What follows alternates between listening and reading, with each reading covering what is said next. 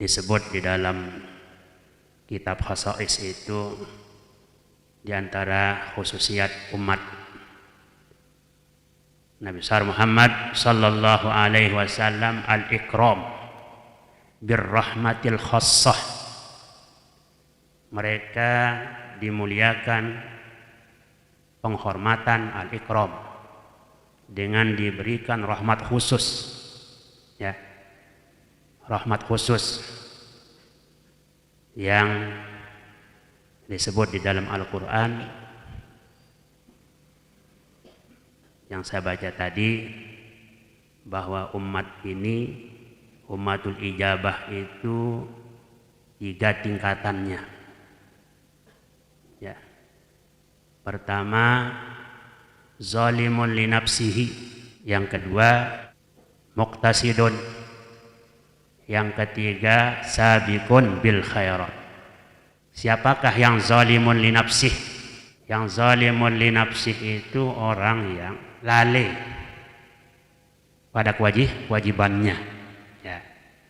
Disuruh sholat, ya lalai. Al-mufarrid fi ba'dil wajibat, ya. Yang lalai pada sebagian kewajibannya. Malas lah, malas. Sewaktu-waktu dia terlambat sholat asar, terlambat sholat subuh, bahkan kadang-kadang meninggalkan, tidak hadir sholat Jumat, ya, tidak hadir dia sholat Jumat, meninggalkan kewajiban, atau mengerjakan sebagian larangan, berani mengerjakan yang haram, itu murtakib di ba'dil manhiyat. Atau dengan kata lain, amal bagusnya ada, amal jeleknya banyak. Khalatu amalan sholihan wa akharu sayyi'an. Dia campur baur pahala dengan dosa. Itu umat yang namanya umat zalimun li nafsi. Oleh karena itu paling bagus kalau kita menjadi pelajar, kata ulama, wa khairu jalisil mar'i qutbun yufiduhu, ya. Wa khairu jalisil mar'i qutbun yufiduhu uluman wa adaban wa aqlan muayyadi. Sebaik-baik teman seseorang, terutama seorang pelajar, seorang tulab talibat, ya, qutbun, kitab suci Al-Quran, kitab hadis, kitab fikih, kitab-kitab pelajarannya, yang dapat dia yang dapat memberikan faedah. Qutbun tufiduhu uluman. Nah, di kitab itu banyak ilmu. Oleh karena itu usahakan harus bisa membaca, ibarat, juga bisa membaca sendiri kitab-kitab yang lain yang tidak dipelajari di kelas. Dan itu harus tetap bersama. Khairul jalis namanya, ya. Khairul jalis, sebaik-baik teman. Khairul jalisil mar'i qutbun tufiduhu, ya. Qutbun tufiduhu uluman. Yang di situ ada banyak ilmu, ya, banyak faedah. Semua ada di dalam kitab. Nah, uluman wa adaban, demikian juga adab akhlak, wa aqlan muayyadi. Dengan kitab itu akan menjadikan akal kita menjadi kuat, ya. Akal kita bagus, akan menjadi cerdas, diasah terus, tapi dibarengi dengan doa, dibarengi dengan ayat-ayat Al-Qur'anul Karim. Wa khalid iza khalatta kulla muwaffaqin, ya. Kalau berteman, bergaullah dengan setiap orang yang telah diberikan taufik oleh Allah, supaya nanti tidak masuk zalimul li nafsih, Jangan bergaul dengan orang-orang yang tidak punya taufik, tidak punya hidayat, yang dapat mengajak melakukan hal-hal yang tidak-tidak, ya. Wa khalid iza khalatta kulla muwaffaqin minal ulama, yaitu orang yang baik. Apalagi jarang duduk di majelis ulama, di majelis dakwah. Hamzan Wadi 2, ya. Khalid iza khalatta kullu muwaffaqin minal ulama ahlut tuqa wat tasaddudi yufiduka min ilmin wa yanhaka an hawa wa sahibhu tuhda min hudahu wa tarsud. Jadi alhamdulillah kita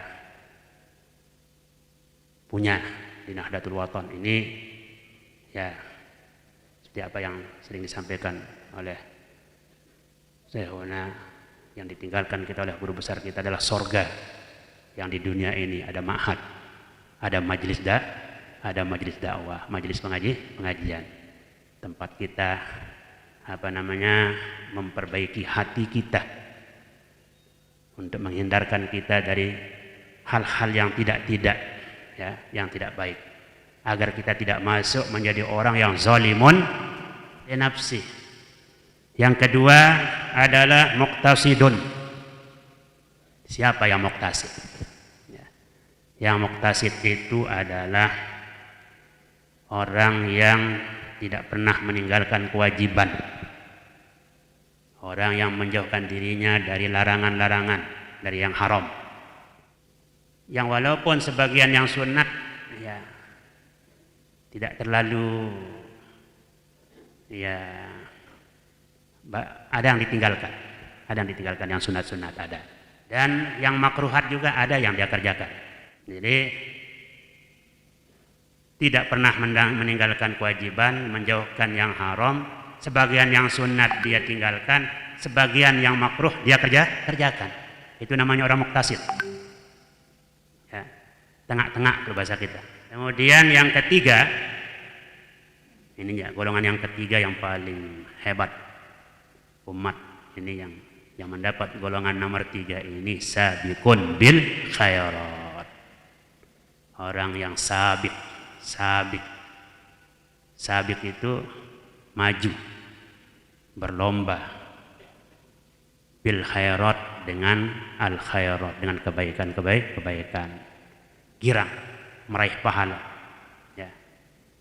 Sabiqun bil khairat, kewajiban tidak pernah ditinggalkan, larangan dijauhkan, makruh dia kerjakan.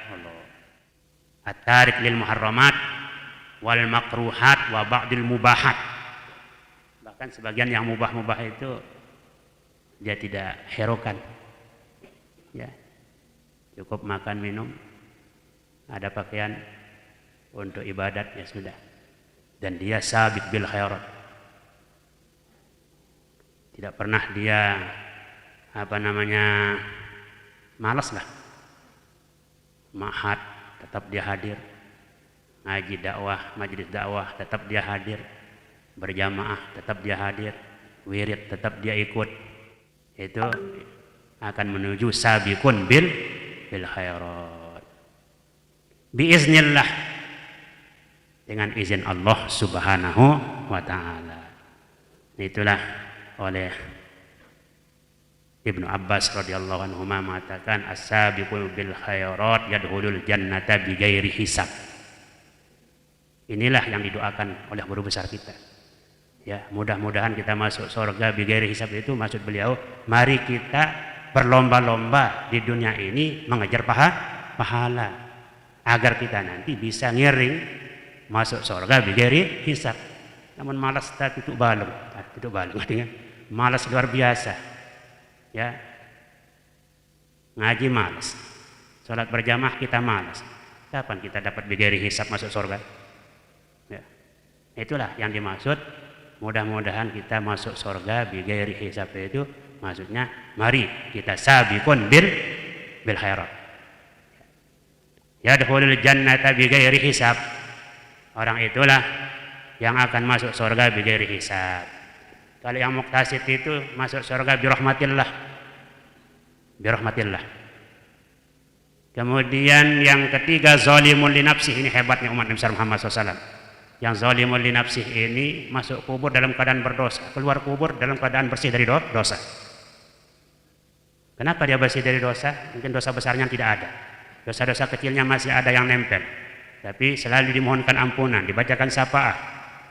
Ya, dia ummatun marhumah yadkhulu qabrahu ma'az dzunub wa yakhruju min qabrihi bighairi dzunub.